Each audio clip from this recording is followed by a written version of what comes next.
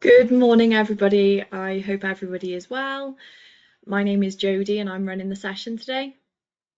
We'll give it a couple of moments just for a few more people to join. I can already see we've got a few people here.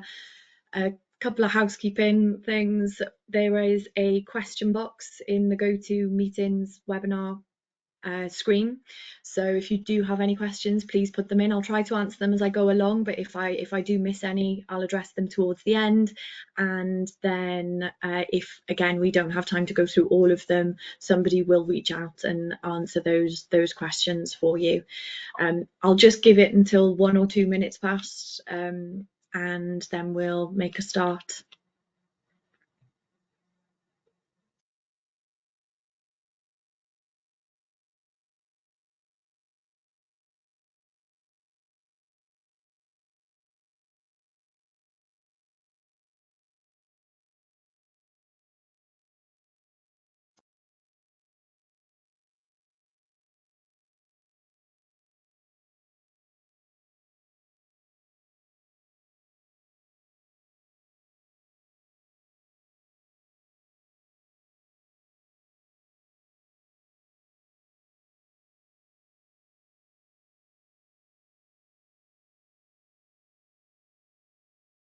Okay, we'll make a start. It doesn't look like anybody else has joined in the last minute or so, so we will get cracking.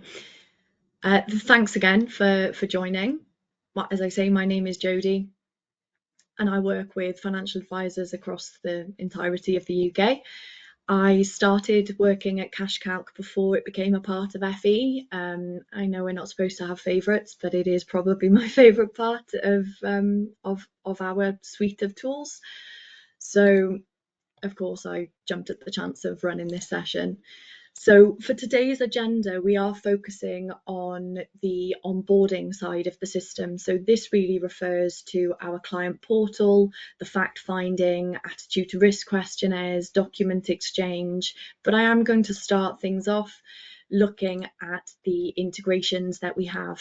So we have integrations with a few different back office systems. So today I've got my integration with IO set up and I'll show you how that works. If you are using another back office, please do see if we integrate. We probably do. We also have an open API, so if we don't currently integrate with your back office system, we are always happy to have a conversation about getting something like that set up. We'll then import some data, go into the client portal, gather some more data, and then I'll just show you very briefly how we would then push all of this into one of the calculators, be that the cash flow modeler or another one.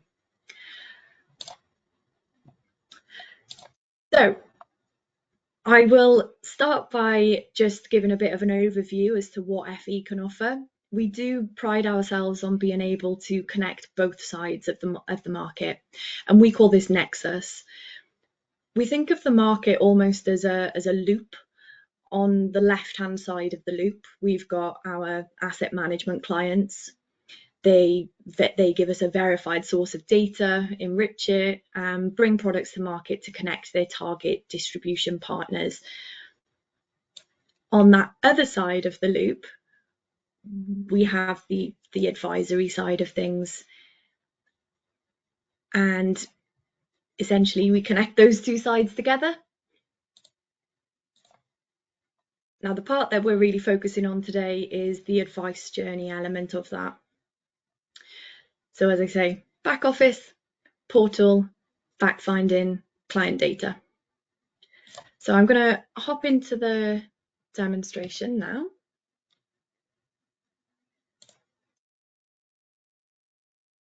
Okay, so on the screen, we've got the home screen of CashCalc. This is the first thing you're going to see when you log into the system. Now, in order to access any of the features that CashCalc offer, be that the cash flow modeler, the IHT planner, the portal, you do need to have an existing client record or create a new client record. So there are many ways you can get data into CashCalc. I'm going to start off by doing that via a back office integration. Now, if we hop into our settings, and over to integrations, it will be very clear from this page that I do already have an integration with IO set up, installed and active. And this is shown by this green mark here, installed and active. If you haven't set that up already, it would look a bit more like this one, for example. It will give you the option to install, activate. You'll be prompted to log into IntelliFlow, and then you'll have to just grant the T's and C's, etc., and the two systems will link. That's sort of phase one of the integrating. That's integrating your CashCalc account with your account in the back office. And the benefit of doing that is that when we come to then adding in clients, rather than having to manually key everything in, we can just drag them in from the back office. So adding a new client, we can either manually key by add new or import from the back office. Now the client I'm working on today is called Mary. And that's found every Mary I have in the back office system, and it's Mary Davis.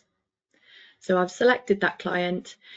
If you were working on a client who you have a husband and wife, for example, and you are treating it as a household cash flow and want to do this as a household fact-finding process, basically, then you can, of course, do the exact same thing by including a partner or spouse, search for the spouse in the back office and bring them through. Mary, there's no partner or spouse here, so it's just an individual client. We'll add them in. So now the client exists in CashCalc. I could just hop straight into the cash flow modeler, for example, but I'm going to hop over to this information tab, and you'll notice that this net worth is just updated. And the reason for that is it's pulled through all the assets that exist in IO for this client.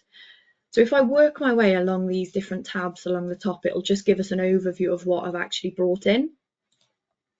Servicing, this is a tab for you. It's almost like a diary for you to keep against the client. So you can put notes of any upcoming reviews, any previous conversations you've had. You can also link up to 5 key documents per client. So if you need to keep things like a pension statement or a form of ID close at hand, this would be where you would put that. Risk profile, I don't have any information here yet as I've not performed a risk profiling questionnaire, but we will see this as the demo goes on. Investments, I've pulled through her Aberdeen ISA from the back office, as well as her Aviva pension. The property, if I had any liabilities in IO, that would have also joined this page. We've got her salary and some expenses. Now what I am going to do, because the features are quite cool in the fact find, is I'm just going to remove some of these so I can manually add them and show you what that looks like if you've got a brand new client and you just want to see that and you want them to give you all of the information rather than fill in the gaps. So I'm happy that I've done all of that information there. I am now going to hop over to our onboarding tab. The first thing we need to do is invite the client to create a portal account. And we will do that by clicking invite to client portal. And we're then given 2 options. We can either email the client via CashCalc. And if I just preview this email, it's going to give you a templated email here, which would be color coded. You can rebrand it so it's got your branding at the top and change the colors so everything is sort of matching. But I think the thing really to mention on this email is we mentioned secure or securely, I think it's three or 4 times. So everything is encrypted at rest, and it is just really a safe space to be sharing sensitive data. Alternatively, you can choose to send the link to a client just by getting a URL and sending that off to the client. And that's what I'm going to do today. We need a verification method, and that can either be the client's telephone number or email address. I'll choose email address today.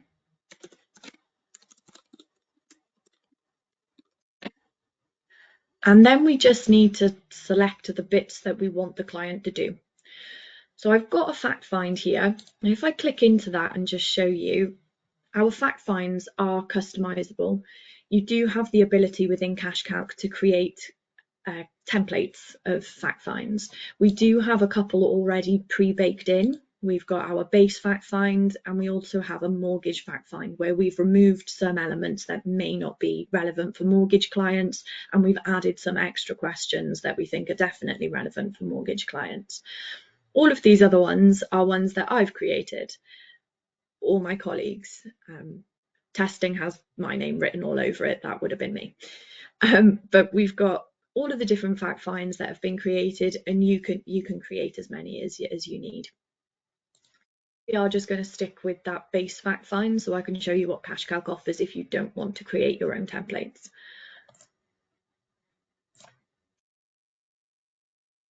Moving down to documents, there are some things that you can do with your CashCalc account before you start working on any client interactions.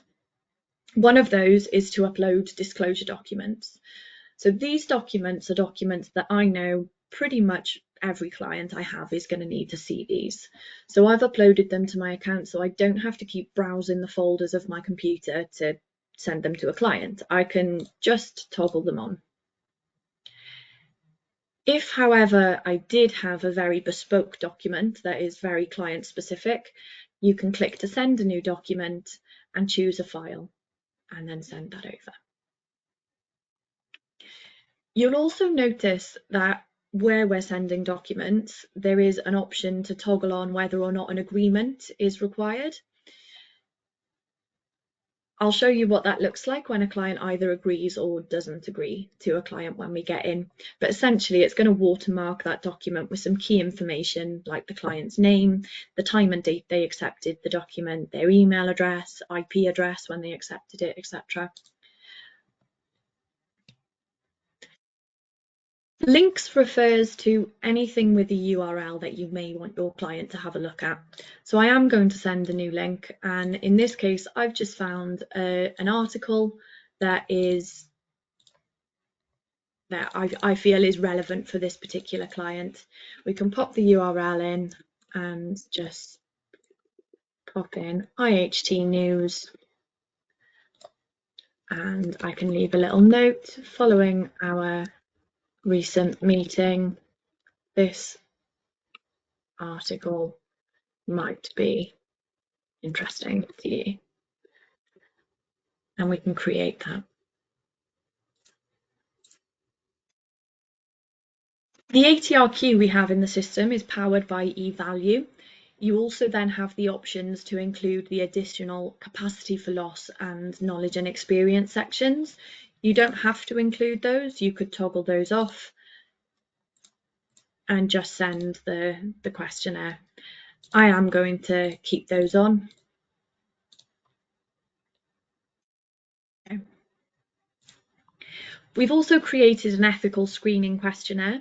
I do imagine that this will sort of grow as things change and legislation is moving.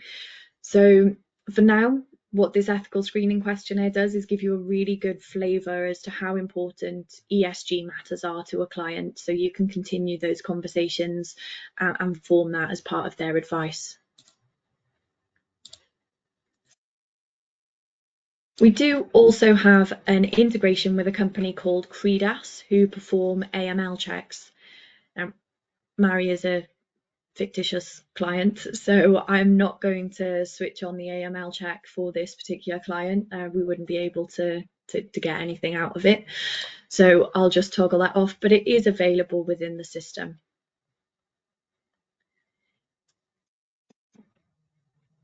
I've now sent the invitation. Nothing has actually gone to the client at this point because I've chosen to receive the URL and send it on to the client in my own time. The invitation sits here. If I copy that link, now everything you see from this point onwards is what your client would see and what they would be doing.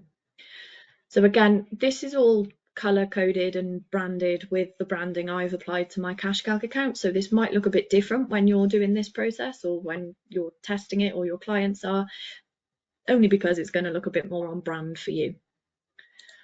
So we'll pop the client's email address in.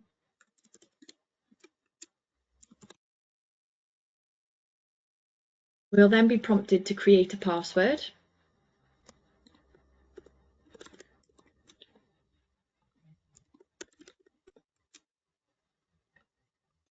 We have access to the privacy policy here as well, should clients want to view that.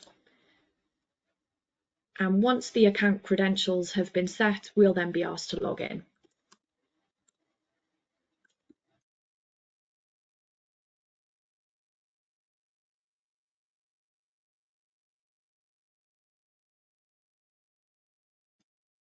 And this is actually the newer version of our portal. We've had a portal for quite some years, but we've, I suppose we're calling this version 2. And there are some extra bells and whistles that the older version didn't have. So if you are already using CashCalc and have been for a while, this might be a bit new to you, that we've had an update. So the main one that is kind of very visible here is that we give a client a snapshot of their current net worth. And this is based on the information that we've just dragged in from IO. So as I said, because we already have some client data, in this instance, I am asking the client to fill in the gaps rather than complete the process from the very get-go where we have nothing on file. So I'm going to work my way through each of these. Every action that's not yet been completed will sit on the first screen the client sees when they log into the portal. But as they work their way through, each of these different action points are going to move over to a relevant tab on the left-hand side here. So we'll start off with these documents. If I just open this up, I mentioned previously that we can confirm and we can accept documents.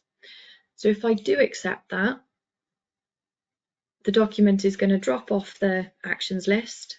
It now sits in my documents. And if I click into the accepted one, there's that watermarking that I mentioned. It is pretty much everything a digital signature has except the squiggle.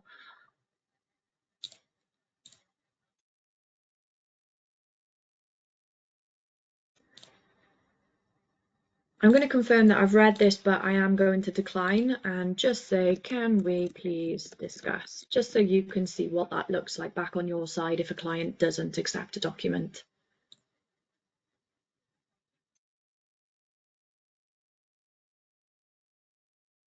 Hovering over the link that was sent by the advisor, we now have those instructions. If I click that, it gives us the option to open up in a new browser, and here we are to this IHT news that was sent. Now these are the best bits. These are my favourite bits. We're now going on to the actual profiling parts of the system. So if we look at the sustainable investing questionnaire first, we'll click into that, and the majority of CashCalc is created trying to save you minutes, trying to save you time here and there, so you can be more efficient and you can be spending more time with clients. Hence why we have this ability to onboard clients digitally. Just anecdotally, when I was applying for my mortgage, I had to take half a day's annual leave and go and sit in NatWest and essentially do a fact find with a mortgage advisor. Me personally would have far rather been at home doing that on the sofa. So we give you the option to give your clients that option should they want to have the same experience. The system will change as and when certain bits of information are input. So if I was to say here that I don't have any experience with sustainable investing and there isn't really any part of it that is of interest to me, we're not then going to go on and ask about sustainable engagement, etc. We are going to skip to the end and pop in comments so the client can just say, I'm not really that bothered. However, if they're unsure or they do have elements of sustainable investing that is of interest to them, we'll then go on to the other questions. Now, the first set of questions is really trying to find out if there are any elements that are particularly of interest to a client. They can specify climate change is a big thing for me, and they can click that one. But we can also say we're broadly interested in a variety of these topics. We then have how passionate we are about those in relation to our investments. So in this case, I will say I'm not sure. I'm not sure how much I would let that affect my investment. We can then order priority. So I will say, as a priority, I would like to avoid controversial business practices. Secondly, I would like to be low cost, and I'll just leave the rest as they are.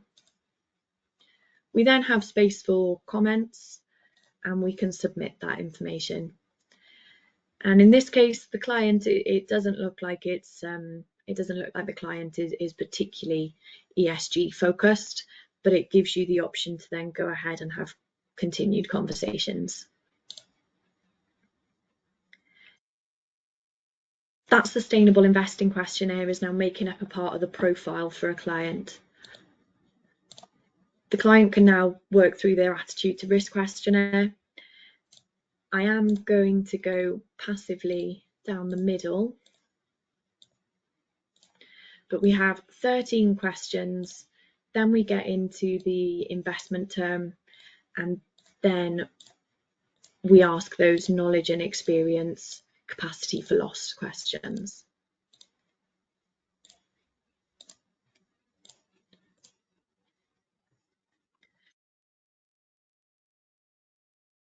These are the capacity for loss, and then knowledge and experience. This particular questionnaire, as I say, powered by eValue, and also if you are using FE Analytics, is a part of the investment planner over on that side. So it is the same attitude to risk questionnaire. And we do also have these two speaking with one another. So if a client does complete an attitude to risk questionnaire in CashCalc, we can also tell Analytics that they've done that via our internal integrations. But the main difference between this version and the one in Analytics is that when a client completes their attitude to risk questionnaire in CashCalc, they are then presented with the results of those, whereas in Analytics it's slightly different, and the results are sent to you before you choose to share them with the client. We've had lots of nice feedback about this over the years. Clients reaching out to discuss things if they've filled it in and they want to make sure that, is this correct? So it almost helps the work come to you without you having to go and chase that. Now, the star of the show, where the fact find, where the onboarding is concerned, I would say is our fact find. So we're going to hop in here, and as I say, some information is already going to be populated, and that's from the data I dragged in from IO. So a client can simply work their way through each of these sections, and as I say, certain things will change depending on different inputs that are put in previously. There is no mandatory information, so if we have clients that don't feel that question's relevant, they can skip it. They're not going to get stuck if they haven't completed certain bits of information. But let's add in, and let's say the client has actually moved house. So what I'll do is I'll get rid of this. You'll notice as well we do have a postcode lookup. So just based on the client starting to input their postcode, we will populate the rest of the address.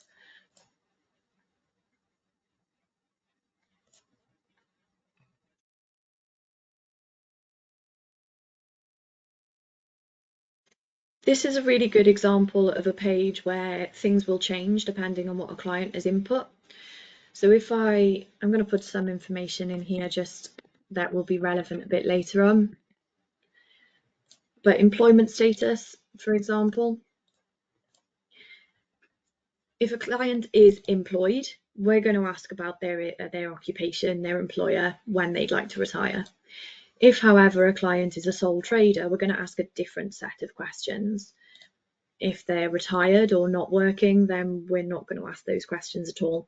So again, it takes the average client 16 to 18 minutes to complete this questionnaire from start to finish. Is employed, and the main thing I want to put in here is that the client is quite interested in retiring in the next few years, so we'll pop a desired retirement age in. Now, because we've told the system on the page before that this particular client is employed, we've got this extra box appear on the next page to add a salary. So if I add that in, and let's say the client is earning 70,000 per annum, that is the gross. The system will then calculate what we believe the net would be. Now, it might be that the client is actually still paying off a student loan, or they're contributing higher into their pension, so they want to amend that net amount and say it's actually, I'll just put 4,000. The system's quite clever at making assumptions. We've assumed that as it's a salary, it's probably going to end at the point of retirement, which we've just said for this client is 65.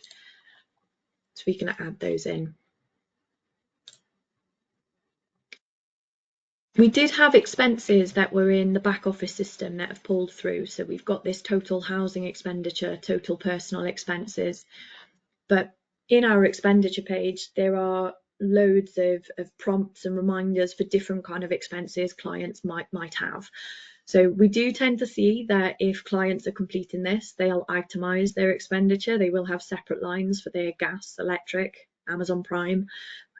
But there is no harm at all in just grouping everything together and having exactly as I've got here, total housing, total personal expenses. Pension has pulled through. We can make some edits to that if we want to. We could have just left it. We also have that Aberdeen ISA. And this is, so we have links to the land reg and property data. So I do get these mixed up quite often. One of them is what powers the address lookup. So when you start typing in your postcode, it finds the rest of the address. It also populates the move-in date, the last known move-in date. But the other one gives you this information, which is only a small feature, but it is, I really like this feature. So essentially you pop your postcode in, it notices it's an asset, it knows how much that asset, the property in this case, how much that was worth when it was bought, and then it gives you an approximate current value. Coincidentally, this is actually my home, and that's gone up, so that's great. So we'll add that in. Moving on to loans and mortgages. Again, had we said that property was owned with a mortgage, we'd have an extra box to pop that in, but I've just put in that it's owned without a mortgage. And then we have the personal details in relation to health and protection. So in this case, I'm not going to make any changes. Client is of good health, not a smoker, not expecting to need long-term care, but of course there is space in here for clients to specify if that is going to form a part of their advice. We do also have an integration with iPipeline, and this gives us a protection quote. It is sort of a high level sort of estimate on the quote there, but essentially this is something I believe you can actually choose to switch on or not. So I've got this switched on, but it gives the client an idea as to if they were to get a life insurance policy, this is the type of figure they would be looking at on a per month basis, given £100,000 payable on death.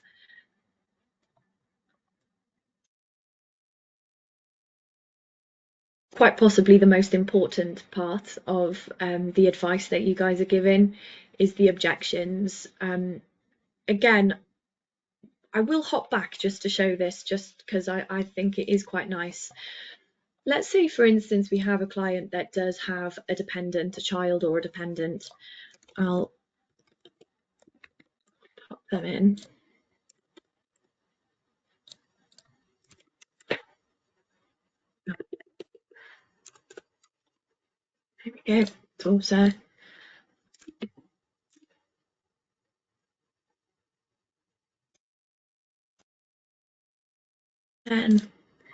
And I think I was still scrounging off my parents at 22, so we can pop that in. Now, if we've told the system that this client does have a dependent, when we get to the objective section, it's again crunching data that has been input. We've been told you have a dependent, but you don't have a will or any life insurance. Is this something you might want to speak with your advisor about? So the client can then choose to, yeah, actually, I probably should have that conversation. And they can make that an objective. They can also specify any other objectives. So in this case, I want to know when I can retire. I can add that in. The client can then review all of this data that they've submitted and then choose to print it, file it away, or send it straight to the advisor.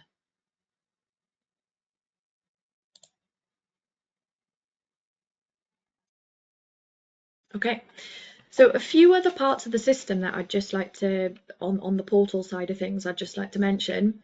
Over on My Documents, we have the ability for clients to upload documents as well.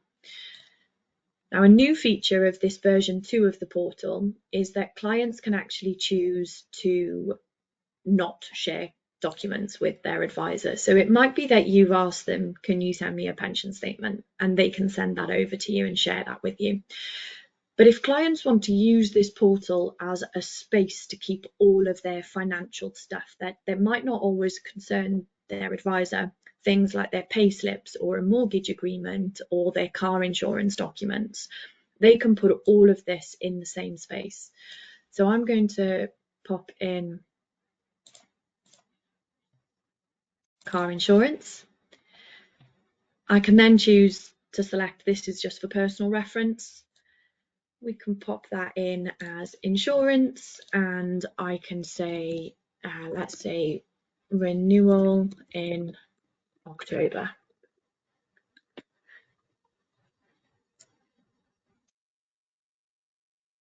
You'll notice as well there was a little toggle button there to pin it if we want to add a shortcut. So I'll add that as a shortcut, and if I go to the dashboard, again, it's just going to sit there in my little shortcuts box.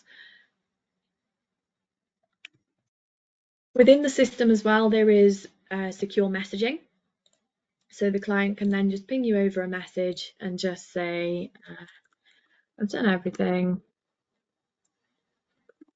speak soon, and send that over.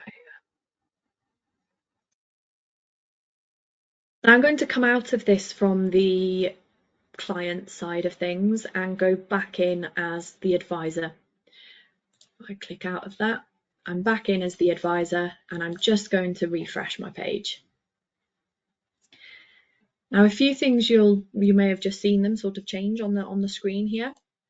We now have a activity log. So what we have here is everything that the advisor did at the start, and then we have all of the actions performed by the client as well. So this really is your compliance tick. You have the record that you sent the ATRQ, you have the record that you sent the Sustainable Investing Questionnaire, you also have the record that the client viewed those links you sent. Everything is date and time stamped. So this will just ongoing, it will just grow over the years you look after a client, but you absolutely can print it off, file it away, and do whatever you need to do with activity logs like that. You'll also notice we've had a series of notifications pop up now. So all of these are relating to Mary's activity on the portal. We can then just click to view each of these and it'll take us to the relevant pages, but we could also access them along the top here as well. So if we hop over to those documents, We can see the client did decline one, and we can view the reason. We can also see that they accepted another, and again, we'd be able to see that watermark in. You can also see that a client has completed the attitude to risk questionnaire, which is now ready for you to review and make that selection.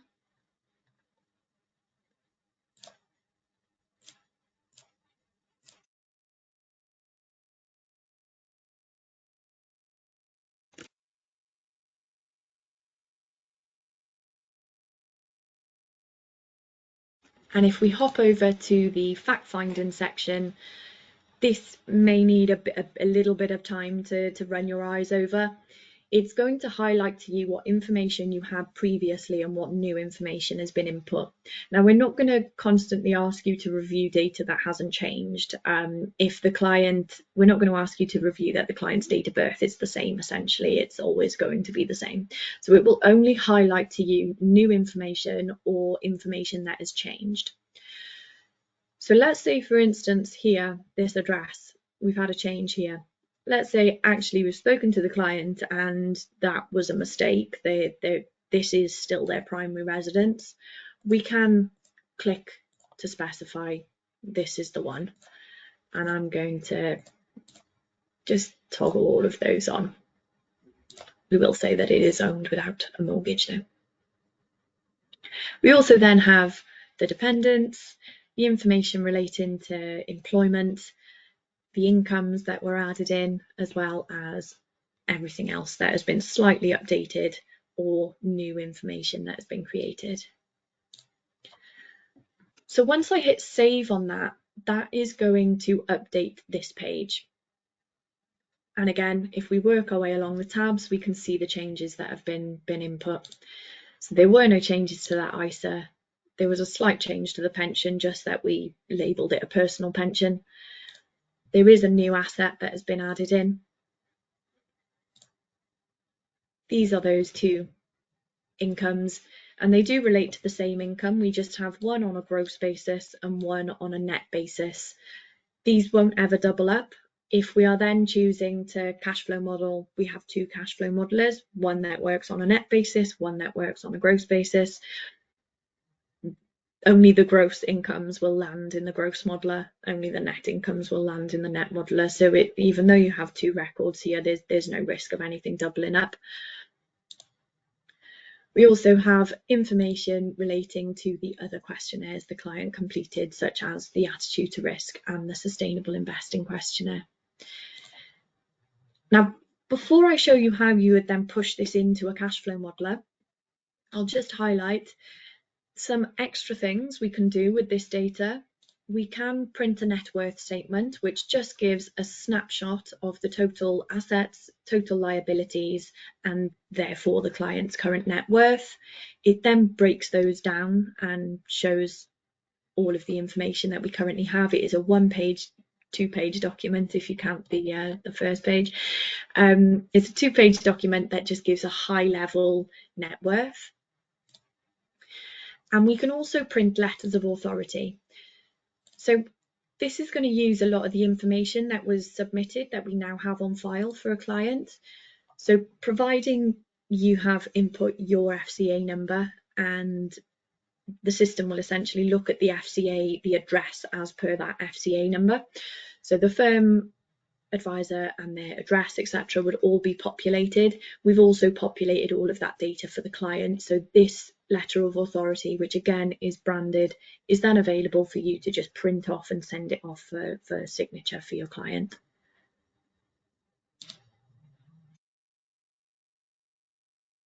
Okay, lastly, we've done all of the hard work of getting the data, and now the real hard work starts. We can then push this into some of the calculators. So at the top, we have a big pink, I think it is, button that is update a calculator. And essentially, we've just spent all this time getting the data in, or hopefully your clients have just manually input their data. We don't then want you to have to rekey it. It's kind of a bit of a bugbear within financial services that you are typing the same information into different softwares here, there, and everywhere. And we're really trying to not add to that. So at the top, we can choose which calculator we want to send this to. The gross cash flow, for example. I'd like to create a new forecast. This is going to model the client's current situation. I do want to take through that ISA, personal pension, their salary, which, as you can see, is the gross salary that I mentioned a moment ago, and their expenses. And if I export that data over,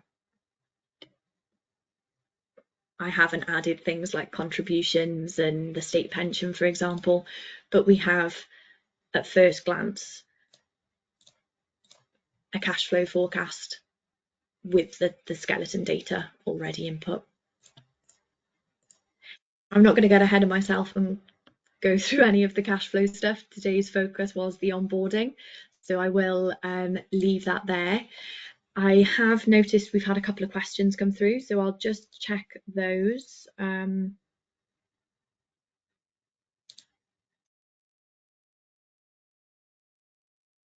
Thank goodness I saw one. Am I muted? I'm very glad to know that I haven't been muted that whole time. That would have been very embarrassing. There doesn't seem to be anything else that I can see in the questions box. So I'll open up my, here we go. Oh no, don't want to do that. So I'll just leave it like that. Okay, so once again, thank you for coming along. We run these sessions every week. We seem to alternate between cash count content and FE analytics content. Yeah, if you have any questions, please reach out if you have a contact. If you don't have a contact, reach out to our customer support team and we'll find a contact for you. But once again, thank you for coming this morning, and I hope everybody has a lovely rest of their week.